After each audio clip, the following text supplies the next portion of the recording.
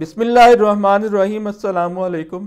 हर साल बड़ी बाकायदगी से कुछ बहसें होती हैं। मसलन ईद मिलादुन्नबी ईद है या नहीं, दोनों अतराफ एक दूसरे को इब्लीस करार दे रही होती हैं। मुनाजरों में ये मुतहारिफ फिरके खुलकर एक दूसरे को काफिर करार दे रहे होते हैं। जब क्रिसमस आती है तो एक नई बहस शुरू हो जाती है, मैरी क्रिसमस कहना जायज़ है या नाजायज़। इसमें गालबन डॉक्टर जाकिर नाइक की एक तकरीर से काम गर्म हुआ था कि इसका मतलब है नाउज़ुबिल्लाह खुदा के बेटे की पैदाइश की मुबारकबाद देना। जो लोग मैरी क्रिसमस कहने के हक में हैं उनका इस्तदलाल ये होता है कि हम हज़रत ईसा अलैहिस्सलाम की पैदाइश की मुबारकबाद दे रहे हैं, उन्हें अल्लाह का बेटा तो नहीं कह रहे। हज़रत ईसा अलैहिस्सलाम हमारे भी पैगंबर हैं। आप ये देखेंगे दुनिया में अमेरिका और इसराइल की सूरत में ईसाइयों और यहूदियों ने और इनके अस्करी इत्तेहाद नेटो ने मार मार के मुसलमानों का हाल क्या किया है। इराक, अफगानिस्तान, लीबिया, शाम और सबसे बढ़कर गजा में जो कुछ हुआ है, उसके बाद वाकई मुसलमानों का इस गम में डूब जाना बनता है कि मैरी क्रिसमस कहें या ना कहें। शाम में आज इसराइल ने ईरानी पासदारान इनकलाब के कमांडर ब्रिगेडियर जनरल सैयद रजा मूसवी को शहीद कर दिया है। ईरान ने धमकी दी है कि इसराइल को इसकी कीमत चुकाना होगी। अल्लाह उम्मत मुस्लिमा के हाल पर अपना रहम करे। वैसे तो आप उम्मत मुस्लिमा की इस्तिलाह भी इस्तेमाल करें तो कुछ लोग आग बुगला हो जाते हैं। वो ये कहते हैं कि उम्मत कोई एग्जिस्ट ही नहीं करती। हालांकि ये कंसेप्ट आया है नबी करीम सल्लल्लाहु अलैहि वसल्लम के इस कौल से कि मुसलमान एक जिस्म की मानिंद है, अगर इसका एक हिस्सा तकलीफ में हो तो सारा दूसरा हिस्सा भी उसकी तकलीफ को महसूस करता है, सारा जिस्म उस तकलीफ को महसूस करता है। पाकिस्तान की तरफ आइए। परवेज खट्टक ने दावा किया है कि उन्हें बल्ले का निशान ऑफर किया गया था लेकिन उन्होंने खुद ही नहीं लिया। क्या आपकी अकल तस्लीम करती है कि परवेज खट्टक को यह सुनहरी मौका मिले और वो ना लें? उनका हाल तो ये है कि अपनी पार्टी का नाम भी पाकिस्तान तहरीक इंसाफ पार्लियामेंटेरियंस रखा हुआ है कि लोग मिलते जुलते नाम से धोखा खा जाएं। वो भला बल्ले का निशान कैसे छोड़ सकते हैं? इलेक्शन कमीशन ने कहा है कि परवेज खट्टक समेत किसी को बल्ले का निशान ऑफर नहीं किया। ये कितना बड़ा इल्जाम है। इलेक्शन कमीशन इस पे कानूनी एक्शन क्यों नहीं लेता परवेज खट्टक के खिलाफ? लेकिन वो कभी भी नहीं लेगा। इलेक्शन कमीशन और इस्टेब्लिशमेंट का पूरा फोकस सिर्फ इस बात पर है कि पीटीआई और इमरान खान की तरफ तोपों का रुख रखना है, बाकियों के सगीरा और कबीरा गुनाह माफ हैं। सुप्रीम कोर्ट ने जैसे ही इमरान खान और शाह महमूद कुरैशी की जमानत मंजूर की साइफर केस में, साथ ही मरियम औरंगजेब को छोड़ दिया गया सुप्रीम कोर्ट के ऊपर। पहले भी मरियम नवाज, मरियम औरंगजेब और दूसरे लीगी अहदेदारों ने खुल के जलील किया आला अदलिया को, बिलखसूस जस्टिस उमर अता बंदियाल को। ये सब कुछ इसलिए होता रहा कि इस्टेब्लिशमेंट की फुल सपोर्ट लीगी अहदेदारों को हासिल थी कि अदलिया के साथ जो मर्जी सलूक करें, और अब तक हासिल है। अकबर एस बाबर ने अपना हदफ हासिल कर लिया है कि तहरीक इंसाफ से निशान वक्ती तौर पर कम से कम छीन लिया है। कमीने लोगों से दोस्ती का ये नतीजा होता है। मेरी जब उनसे मुलाकात हुई थी कालबन 2013 में, तो उन्होंने अपनी जुबान से दास्तान बयान की थी कि इमरान खान के साथ दोस्ती कैसे ख़त्म हुई। उन्होंने इमरान खान को डिक्टेट करने की कोशिश की। खान भला कहाँ डिक्टेट होता है किसी से? तो अकबर बाबा ने जो अल्फाज कहे उनका मफहूम यह था कि मैं तुम्हें सीधा कर दूंगा। इमरान खान ने उन्हें फिर भी कुछ नहीं कहा और उनकी हुकूमत आई, फिर भी कुछ नहीं कहा, बस कतई ताल्लुक कर लिया। इस दिन से आज तक अकबर बाबर इंतकाम की आग में जल रहे थे। अब जब इस्टेब्लिशमेंट इमरान खान की दुश्मन हुई तो उन्हें दुश्मनी चुकाने का मौका मिल गया। इलेक्शन कमीशन ने बड़ी फुर्ती दिखाई कि ओह चीमा को ओहदे से क्यों नहीं हटाया गया, उसका तो ताल्लुक है एक सियासी जमात के साथ।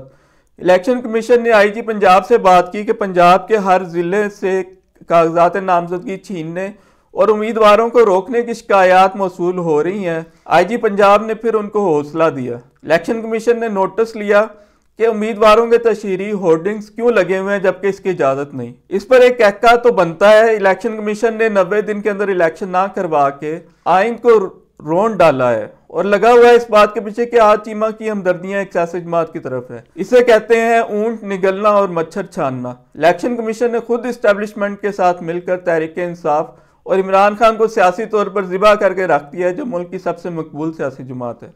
जस्टिस अतहर मिनल्लाह और साथी जजों ने बड़ी जुर्रत दिखाई साइफर केस में इमरान खान और शाह महमूद कुरैशी की जमानत मंजूर करके, मगर जस्टिस अतहर मिनल्लाह ने नवाज शरीफ और इमरान खान को एक तराजू में तोल दिया कि 2018 के इलेक्शन से कबल नवाज शरीफ की नाअहली भी गलत थी और अब इमरान खान की नाअहली भी गलत होगी। हालांकि नवाज शरीफ ने खुल के करप्शन और मनी लॉन्ड्रिंग की। यह अलग बात कि उन्हें नाअहल करप्शन की बजाय एक टेक्निकल इशू पर जानबूझकर किया गया ताकि बाद अज़ां बारगेनिंग करके डील करके उनकी नाअहलियत ख़त्म की जा सके और अपनी शराइत मनवाई जा सकें। बाद में मगर उन्हें अल अजीज़िया और इमन फील्ड्स के रेफरेंसेस चलाकर सजा सुनाई गई। इमरान खान ने कौन सी करप्शन और मनी लॉन्ड्रिंग की? एक ज़माना था जब मेरे वालिद हारून रशीद ने पहली बार ये बात बार बार करनी शुरू की कि शरीफ खानदान ने 500 मिलियन पाउंड की मनी लॉन्ड्रिंग की है और बरतानिया लेके गए हैं 500 मिलियन पाउंड। शहबाज शरीफ मेरे भाई की शादी पर आए और एक तरफ ले जाकर ये कहा कि आप ये बात करना छोड़ दें, हम तो सिर्फ 30-40 मिलियन पाउंड लेकर गए हैं और वो भी अपनी ज़रूरियात के लिए।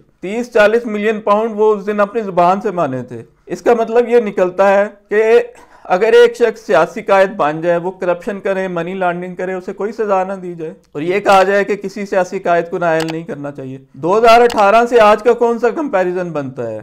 सिर्फ इमरान खान कैद नहीं, पार्टी की सारी क़यादत कैदोबंद से गुजरी है। कुछ को ज़बरदस्ती इस्तेकाम पाकिस्तान पार्टी में भेजा गया, कुछ ने सियासत से ऐलान बरात किया, बल्ले का निशान छीन लिया गया। क्या 2018 में नून लीग से शेर का निशान छीना गया था? क्या 2018 के इलेक्शन में लीगी अहदेदारों के कागजात नामजदगी छीने गए थे? शायद इलेक्शन नवाज शरीफ जीत जाए, लेकिन दिलों की जो जंग है वो इस्टेब्लिशमेंट हार चुकी और उसके घोड़े या मोरे भी अब कभी उसकी मकबूलियत बहाल ना हो सकेगी। चौधरी शुजात ने खानदान की खवातीन के साथ सलूक पे आवाज़ बुलंद न की और डट कर नून लीग के साथ खड़े हैं। कोई भी शख्स चौधरी साहब से इसकी उम्मीद ना रख सकता था। खैर, अब वो इस हाल में है कि पता नहीं उन्हें किस बात की समझ आती है और किस बात की नहीं। वो तो एक चलती फिरती लाश है। डेरा में मौलाना फजलुर रहमान के खिलाफ पीपल्स पार्टी के फैसल करीम कुंडी ने तहरीक इंसाफ को इत्तेहाद का पैगाम दिया। ये भी एक दिलचस्प सूरत हाल है।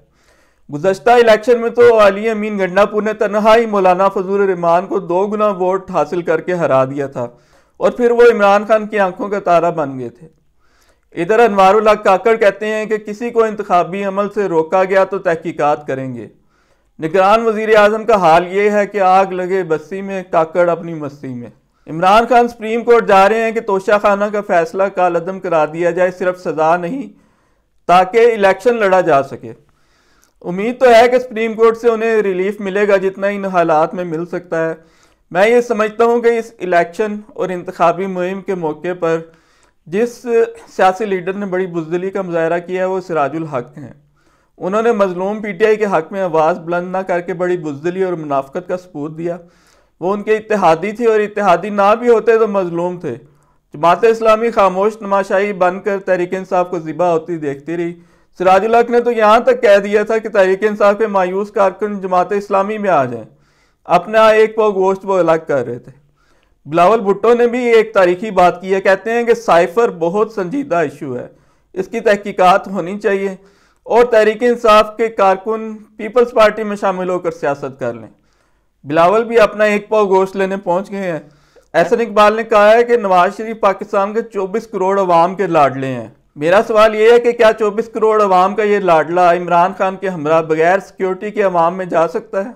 लाहौर के हल्का NA 119 और 120 से मरियम नवाज और अलीम खान आमने सामने हैं। दोनों जमातों की डील नहीं हो सकी, दोनों इस्टेब्लिशमेंट के घोड़े हैं। लतीफ़ा ये है कि इस्टेब्लिशमेंट दोनों घोड़ों को पाल भी रही है और आपस में लड़ा भी रही है और दोनों को इस पर एतराज़ भी कोई नहीं। यास्मीन राशिद और नवाज शरीफ ने NA 130 से कागजात जमा कराए। डॉक्टर साहिबा को अगर रिहा किया जाए तो नवाज शरीफ से 2 गुना वोट लेने की पोजीशन में है। इस कदर तहरीक इंसाफ की मकबूलियत बढ़ चुकी है। NA 127 से बिलावल भुट्टो और लतीफ़ खोसा ने कागजात जमा कराए। NA 242 कराची से मुस्तफ़ा कमाल और शहबाज शरीफ ने कागजात जमा कराए। दोनों इस्टेब्लिशमेंट के हाजिर सर्विस और रिटायर्ड गोरे।